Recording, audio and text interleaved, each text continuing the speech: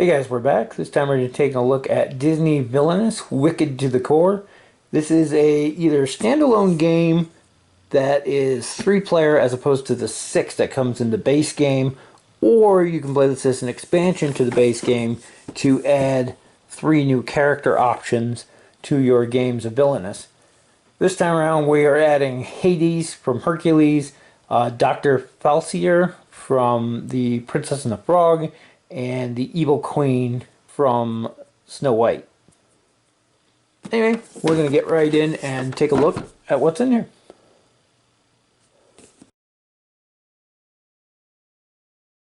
First thing we have is a pared down version of the rulebook from the base game. Contains everything that was in the base game rulebook, just in a more condensed form.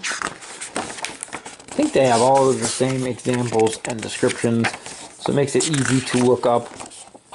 They use the icon along with the text for each of the abilities, so you can easily find what you're looking for. I think it's set up pretty good, though I do think it's easier to learn the game from a video than it is from the book.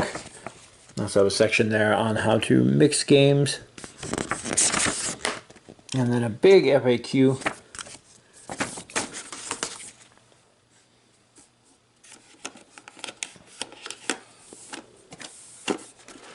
Everything's in here in a little bit different order than they were in the base one, but you have your reference cards that show you all the various symbols and what they are, just like in the base game. On the back side, you have the new villain objectives from the 3 new villains that are in this box, as well as a description of the Evil Queen's Brew Potion ability, which is new and unique to her.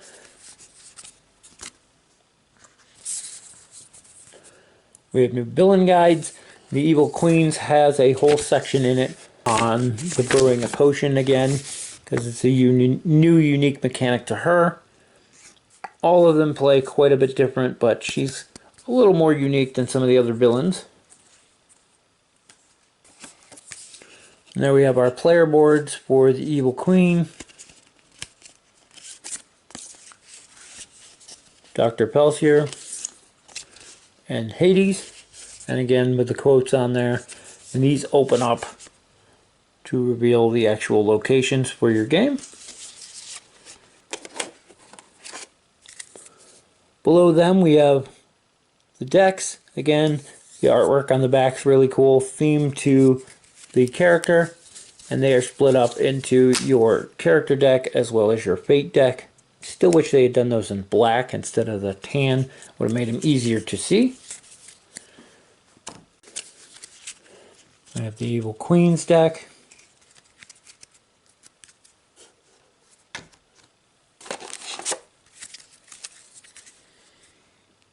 And Hades. With the fate marker, so when you're playing higher player count games, you can't keep attacking the same person.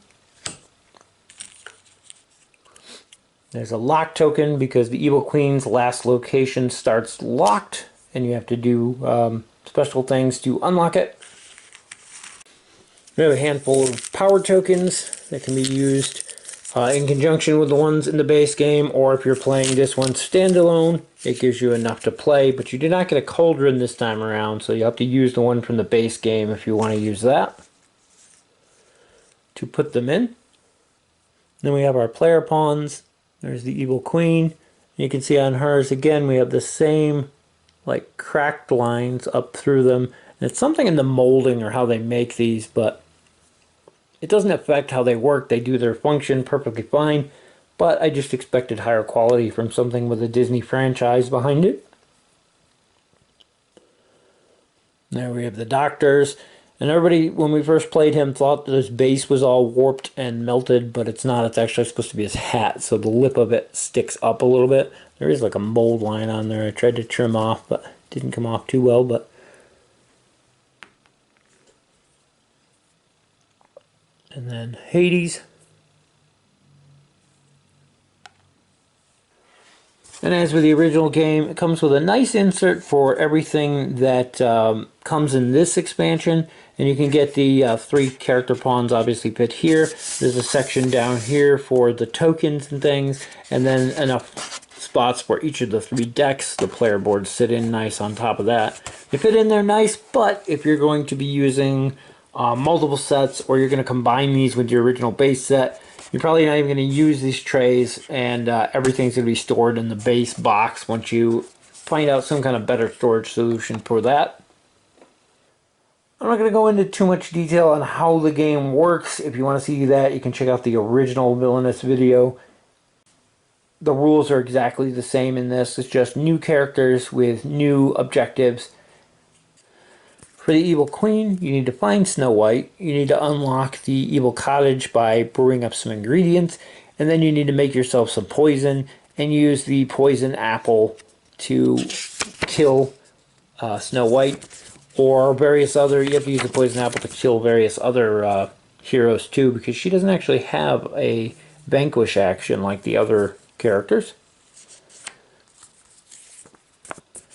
Hades needs to find 3 titans, I believe it is, and lure them to Mount Olympus. And Dr. Valshire is a very complicated one. He needs to control a talisman and rule New Orleans. And there's a bunch of other little things that go with his that make it more difficult than it sounds. Overall, though, there are 3 fun new characters to play, and add more variety to your games of Villainous. Anyway, that's going to wrap it up for our look at Disney's Villainous Wicked to the Core. As always, thank you guys for watching, and we'll see you in the next video.